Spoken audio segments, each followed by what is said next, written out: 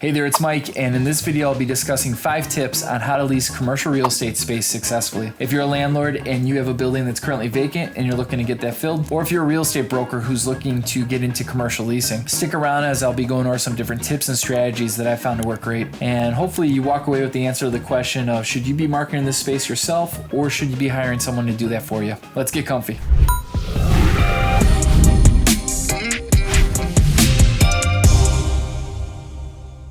All right, now you got your marketing all together and you've gone live, right? So you're on the commercial databases, you're on the MLS, and you have your brochure together, you got floor plan, and you're all set, right? As far as the marketing goes. Well, now is where the key pieces come in for leasing your space. One of the first things that I'll say is communication is paramount when it comes to leasing space. And it's communication as far as how you're marketing your space, making sure that you are very precise in the space that's available and that you're giving all the information that you have is true and factual to the best of your knowledge. That is so important and it's going to save you a lot of time in the long run. The second thing is going to be personal communication, right? If somebody's reaching out to you via email, are they calling you by phone? You want to be responsive. And if you can't answer those immediately, you want to make sure that you get back to those prospective tenants as quickly as possible because you don't want to miss out on an opportunity, especially if there's other competition in the area that you know that they're going to be touring and making calls on right down the street. Sometimes that first impression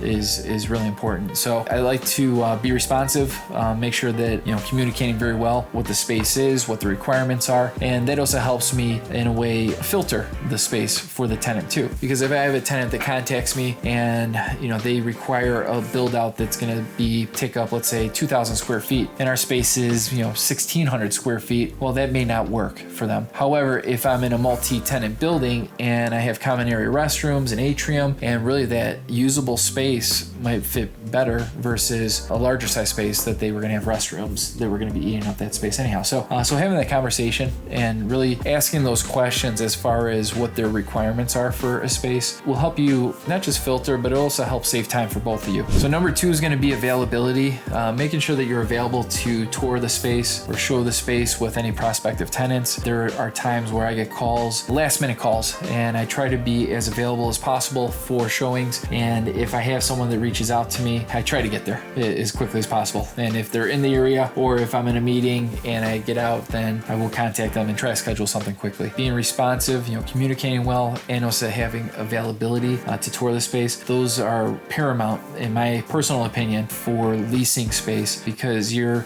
setting an expectation as far as this is the level of performance that they can expect from you and hopefully from the landlord as well. Number 3, presentable space. Make sure that your space is clean and make sure that the clutter is removed. If you have clutter inside of a space, that could turn off a prospective tenant immediately to the point where I've had people walk in, turn around and walk right out just because, no, this isn't a fit. And I will tell you, if you have clutter, it's best if you move it all into one area. If you put it in one corner or in one room or garage or wherever it may be, that's easier to look over versus it being everywhere. And so making sure that your space is clean is paramount. Remove the cobwebs. If there's insects by the doorways, dead insects, make sure that those are cleaned up. Vacuum. It's amazing how you can improve a space with just a little bit of cleaning inside of it. And so I would highly recommend, in order to keep your space presentable, doing those things. Now, I'm not necessarily recommending that you do crazy capital improvements where you're painting and you're doing flooring and all those things, because what's the likelihood that your tenant that's coming in next is going to want those things? Especially if you're in retail, that might not work because they may do a build out that might change everything in there. So my recommendation would be make sure it's presentable. Now, granted, if you have holes in the wall or doors, windows that are broken, those things, yes, you want to improve those. You want to make sure that those are fixed. And even if you are painting, a fresh coat of paint can go a long way. Sometimes it may work in bringing that tenant in. And at the end of the day, is that worth it? That's what you'll have to gauge, for your individual circumstance. So market pricing, making sure that you're in line with what the lease comparables are showing you, as well as making sure you're in line with what your competition is doing. So when I'm looking at competition, I'm looking at what's the size of their space in relation to mine, how old's their building, what is the market that they're in, is it the same market, are they right next door or down the street from me, or are they a mile away, what's the traffic count, what's the foot traffic look like, all those things I'm comparing. And so if I'm going up against a space that I feel feel I've got a better overall circumstance than what they have, well then maybe I might test the market on pricing. However, it does depend on what your owner's goals are, and if you are looking to get someone in there sooner, then maybe you're pricing it right at market or a little bit below in order to fill that space. But again, supply and demand is going to play a big piece in this, and so hopefully you're able to evaluate everything and also get an idea of how many days on market did it take for those other lease spaces in your area to fill, so that'll give a realistic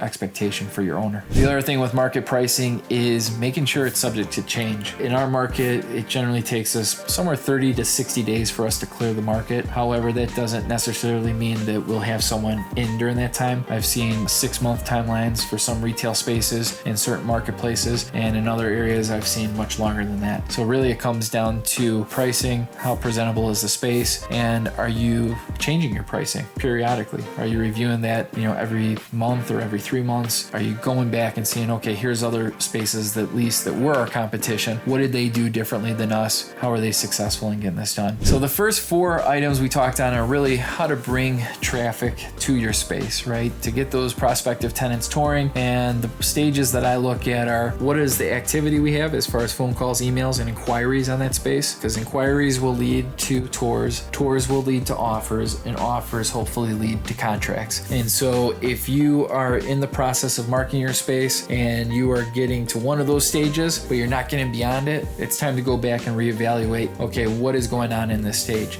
For example, if we're getting all kinds of tours, but we're not getting any offers, what's taking place with our space and what's going on in the market? Is there another competitor that might be more marketable than us? Is our pricing in line? Is it out of line? Is there some functional issues in our space that are keeping those tenants from moving forward with an offer? So those are the things that hopefully you're getting feedback as the tenants are touring. You're asking those open-ended questions as far as, what type of business are they in? What's the requirements for their space? And what do they like or not like about the space? So we got the first 4 down. Now number 5 is probably going to be the most important one, and that's the financial review. So we've gone through all the stages, you received an offer, and now it's time to get serious as far as, okay, is this tenant a good fit for my building? So hopefully, going back to your goals, you're checking the boxes based off of that offer, right? So whatever your goal was for that property, if it's to get it to a certain net operating income amount, so then you could turn and sell it down the road, or maybe it's just holding it for long term and you're looking for the cash flow from it, whatever that may be, hopefully that offer has come in. And let's say you're at the point now where you feel like, okay, we're at a pretty good spot here where we feel that we can negotiate with this prospective tenant. Well, now it's time for us to review the financials of that business or that individual. And so what I'll do is I'll request 2 to 3 years of past either tax returns, profit and loss statements, balance sheets. The more information I can get, the better. If you can get 5 years, even better. And really what we're looking for is what's, not just the gross revenues, but what's the consistency of the business over that time period. Is there consistency? What's their profit look like? Are they renting space currently? What does that rental rate look like in relation to our space? Or do they have some other type of expenses in their report that may make it not attractive for you to bring them in? By all means, if you're not comfortable with reviewing those statements, I would recommend engaging an accountant to make sure that they take a quick look at it. And really what we're looking for is consistency, and is there a trend as far as the direction of the business? Are their revenues down year over year, or are they going up, or are they stable? And so based off of that information, hopefully that helps you in your review before you move forward with signing that lease agreement. And last but not least, I don't know if this is really a tip, it just goes kind of without saying, but make sure that you're dealing with a commercial real estate attorney or contract attorney who has experience doing lease agreements. Really important to make sure that all your T's are crossed and I's are dotted when it comes time for that lease agreement, and having an attorney that can either draft that document or review and redline and make all their comments on that document is really important to protecting you and making sure that you're limiting liability on your side, as well as hopefully making sure that that agreement stays in force, for that initial term and or beyond. But if you have any questions, make sure to drop me a comment below. Also, if you enjoyed this video, please leave me a like. And if you want to see more content like this, make sure to subscribe, and I will catch you on the next one. Thanks for watching.